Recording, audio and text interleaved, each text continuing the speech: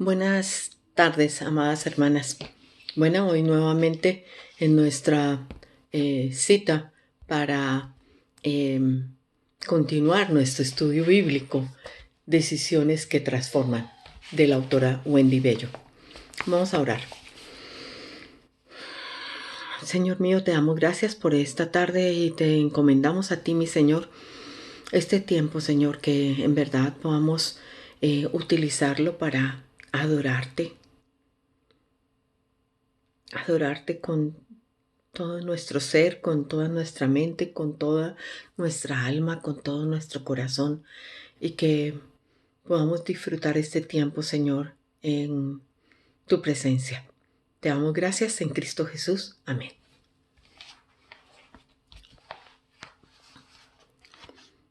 Imagina que tienes la oportunidad de recibir a Jesús en tu casa para cenar. Y dice la autora: si eres como yo, de seguro empiezas a tratar de organizar un menú especial al mismo tiempo que limpias, organizas, sacas la vajilla y te aseguras de que todos sus ocupantes no dejen nada fuera del lugar y, de ser posible, floten por la casa para que no se ensucie nada.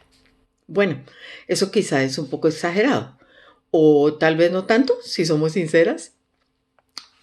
Yo me puse una notica al lado. ¿Cómo te imaginaste esto? ¿Acaso estabas hablando de mí? Así más o menos se encontraba una mujer llamada Marta, a la que conocemos por primera vez en Lucas 10:38.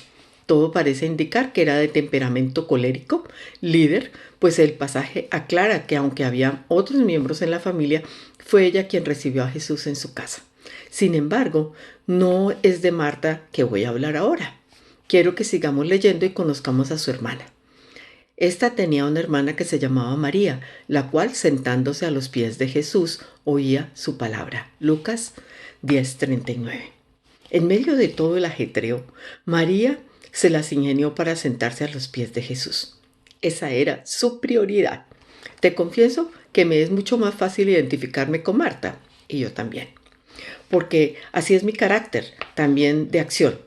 María quizás era melancólica o flemática, ella no se apuraba, no andaba corriendo de aquí para allá, su enfoque estaba en algo diferente. Y nos hace una pregunta la autora: ¿qué significa para ti estar a los pies de Jesús? Bueno, pensé en diferentes cosas: acto de sumisión, en donde pongo mi mente y mi corazón a la voluntad de Dios.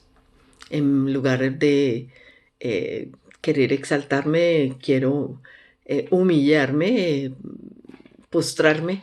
Necesito al menos arrodillarme, pero si voy a hacer lo que hizo María, pues mucho más que arrodillarme. Entonces, pues es realmente estar postrada a los pies de Jesús. El texto original usa un verbo reflexivo, es decir, que ella tomó la iniciativa. María no esperó a que alguien la invitara. Era típico en la cultura que los discípulos se sentaran a los pies de los maestros para escuchar y aprender. Es eso lo que hacemos cuando nos sentamos a los pies de Jesús, cuando pasamos tiempo con Él. Entonces nos dice: ¿cómo describirías tus citas con el maestro? Y entonces digo: a veces a los pies del maestro, a veces. A veces en carreras. A veces no me siento y simplemente no me siento a los pies de Cristo. En Lucas 8:35 dice: y salieron a ver lo que había sucedido, y vinieron a Jesús y hallaron al hombre de quien había salido los demonios, sentado a los pies de Jesús, vestido y en su cabal juicio, y tuvieron miedo. ¿Cuál fue una de las características resultantes de la transformación en este hombre? Primero que todo, reconoció la autoridad de Jesús y se postró a sus pies. Reconoció que Él era el Maestro. Si pusiste que se convirtió en un discípulo o algo semejante por estar a los pies de Jesús, estás en lo cierto. En la vida cristiana esto tiene que ser una prioridad. Muchas veces nuestro tiempo a solas con Dios se convierte en una mera lista de pedidos.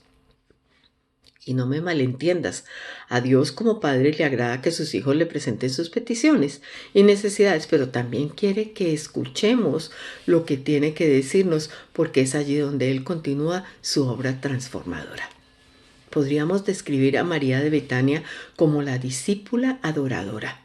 En Juan 12 volvemos a encontrarnos con ella. En esta ocasión Jesús ya está sentado a la mesa cenando junto a otras personas. Lo que sucedió allí es conocido. María tomó un perfume valioso y lo derramó sobre Jesús. ¿Qué crees que la motivó a esto? Yo escribí simplemente adoración al Señor, darle lo más costoso que poseía en entrega total y completa. Lee Marcos 14:4. ¿Cuál fue la reacción de los presentes ante semejante extravagancia? Leamos Marcos 14:4.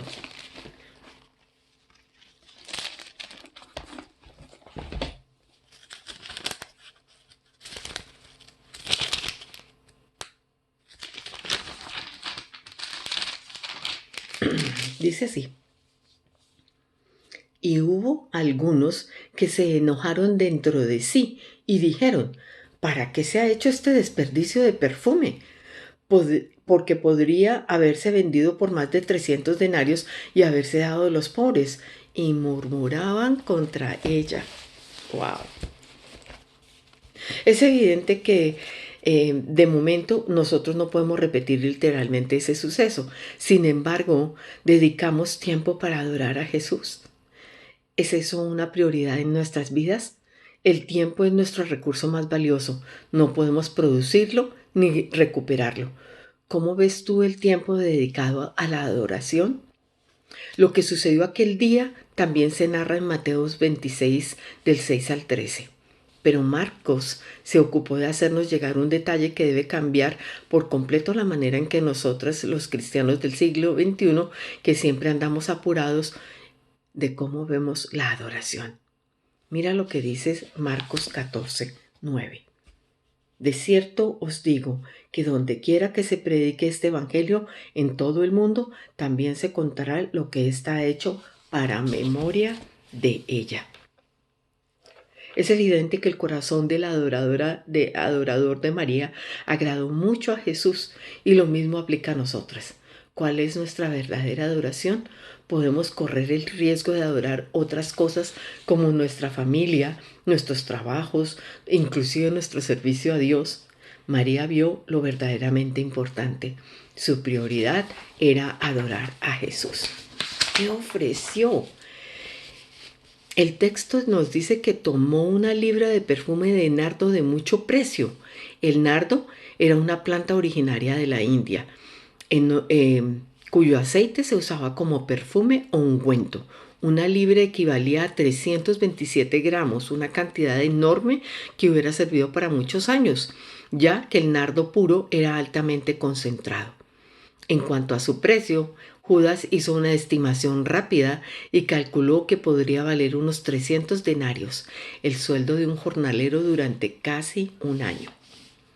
Seguramente este perfume era la posesión más valiosa de María, no solo por su costo económico, sino también por la importancia que para cualquier mujer tendría un perfume como este. Y fue eso precisamente lo que puso a los pies del Señor. Ella quería darle al maestro lo mejor que tenía. No le entregó algo que no apreciara, o lo que le sobrara, o algo que no valía la pena. Ella no hizo como los israelitas en el tiempo de Malaquías, que llevaban al Señor el animal ciego, el cojo o el enfermo. Ella buscó aquello que tenía más valor para entregárselo al Señor. Otra cosa que notamos es que ella habría podido derramar solamente un poco, pero lo entregó todo. Todo lo derramó en él. No creía que nada de lo que ella era o tenía podría ser lo suficientemente grande y bueno para una persona tan maravillosa como el Señor Jesús. Otro detalle interesante es que el amor y la generosidad con la que María derramó aquel costoso perfume hizo que se llenara la casa de olor fragante. Usando el lenguaje del Antiguo Testamento, diríamos que lo que María ofreció fue una ofrenda de olor grato para el Señor. Esto nos lleva a pensar en los holocaustos u ofrendas del todo quemadas. En esos sacrificios el israelita piadoso entregaba un animal para el Señor sin que quedara ninguna parte para el sacerdote o para la persona que lo ofrecía. Todo era para el Señor y era una forma de mostrar devoción y adoración al Señor. Y eso es exactamente lo que hizo María. En todo esto, María es un ejemplo para nosotras. También nosotras debemos pensar qué es aquello que tenemos de más valor y debemos presentárselo al Señor. En todo caso, lo que Dios desea de todas nosotras en este momento es nuestra absoluta entrega a Él, como nos exhorta el apóstol Pablo. Sed pues imitadores de Dios como hijos amados y andad en amor, como también Cristo nos amó y se entregó a sí mismo por nosotros, ofrenda y sacrificio a Dios en olor fragante. Eso fue lo que fue Cristo. ¿Cuál fue el propósito de María de entregar esto? Tanto María como los demás miembros de su familia estaban profundamente agradecidos por lo que el Señor había hecho con Lázaro, al devolvérselo de entre los muertos. Ahora ella quería responder al amor del Señor y se daba cuenta de que la única forma posible de hacerlo era amándole. Cuando María entregó ese costoso perfume, estaba queriendo expresar su amor por el Señor. Y por esa razón lo entregó en forma abundante y generosa, porque el amor no se fija en el costo. Pero no solo eso, también quería mostrar el valor que para ella tenía la persona de Jesús. Sabía que no había nada demasiado valioso que le pudiera entregar. Él era digno de recibir todo cuanto ella era y tenía. Quien no haya sido salvado por Cristo y haya llegado a conocer su grandeza de una forma personal, difícilmente podrá entender lo que María hizo y tampoco podrá ofrecerle su amor y adoración como ella lo hizo. Para adorar al Señor de ese modo, previamente es necesario haber nacido de nuevo. ¿Has nacido de nuevo? La forma en que lo entregó, el texto nos dice que ungió los pies de Jesús y los enjugó con sus cabellos. Era normal lavar y ungir con algún ungüento los pies de los invitados, dado que en aquella zona el calor era intenso y las sandalias que usaban dejaban expuesta al sol la piel y los pies que se resecaban. Tampoco había nada extraño en el hecho de que fuera una mujer quien lo hiciera. Pablo enumera el lavar los pies de los santos entre las buenas obras de una vida cristiana, en 1 de Tesalonicenses 5:10. Pero lo que no era normal es que se ungieran con un perfume tan costoso y que luego los enjugara con sus cabellos. Tal vez podríamos pensar que un perfume así habría podido ser más apropiado para ungir la cabeza del Señor, en lugar de los pies. Pero María en ese momento sentía tal respeto por el Señor que solo se atrevía a estar a sus pies. De hecho, siempre que María aparece en los evangelios, la encontramos a los pies del Señor. Había estado escuchando la palabra a sus pies en los días de tranquilidad.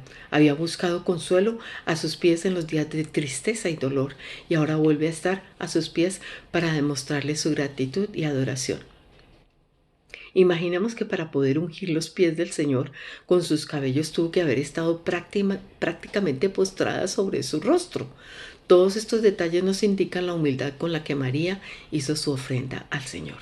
Sin importarle lo que dijeran los demás y soportando las críticas, cuando María ungió al Señor de la forma en que lo hizo, debió olvidarse por completo del resto de la gente. No consideró sus posibles reacciones. Por eso no le importó desatar su cabello, algo que no era común para ungir los pies del Señor. Tal vez algunos pensaron que era una actitud inapropiada, extravagante, exagerada, pero muchas veces el amor por el Señor puede llevarnos a hacer lo que al mundo le parece que son locura y excentricidad. Y efectivamente las críticas le llegaron. Como más adelante veremos, fue Judas, uno de los apóstoles, quien puso objeción a lo que María estaba haciendo. Bueno, María le parecía que se podría haber dado un mejor uso de este costoso perfume.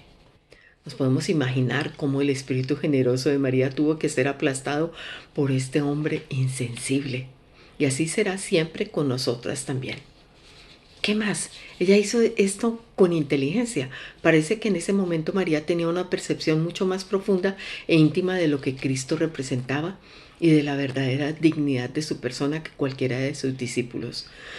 La resurrección de su hermano le había revelado una gloria que ella ignoraba hasta entonces. Su corazón rebosante de amor y gratitud y admiración le llevó con toda humildad a sus pies, consciente de la grandeza y de la divinidad del Hijo de Dios. Además, presentía que había llegado la última ocasión para testimoniar su aprecio. A diferencia del resto de los discípulos, ella comprendió la proximidad de la muerte del Señor, algo que el resto no quiso aceptar, a pesar de la claridad con la que el Señor lo había explicado en varias ocasiones. Me encantó este comentario que encontré sobre todos los puntos claves de esto que hizo María. María entonces lo ofreció con todo.